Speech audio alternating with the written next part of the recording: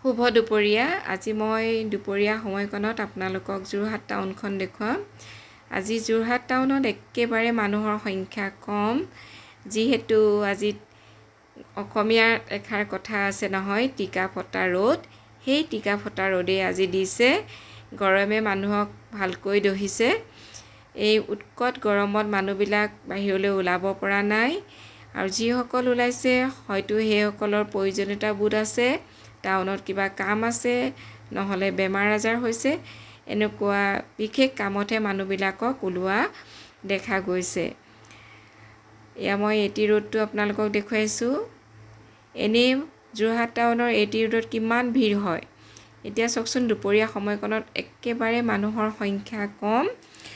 এয়া মই আহি গড়ালিত এতিয়া সোমাম। গড়ালিটো দেখুৱাম মই আপোনালোকক।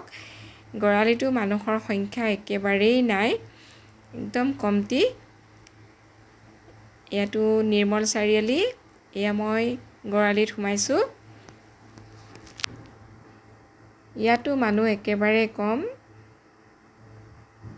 নিজে গাড়ীত আহি আছোঁ, ভিডিঅ' কৰিছোঁ যদিও মানে গৰমত ৰ'ব পৰা নাই।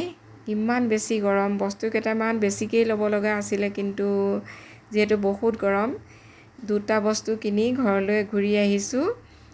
ভাবিলোঁ আপোনালোককো দেখুৱাওঁ যোৰহাট টাউনখন কেনেকুৱা লাগিছে ক'ব। যদি মোৰ ভিডিঅ'টো ভাল পায় লাইক কৰিব, শ্বেয়াৰ কৰিব, কমেণ্ট দিব।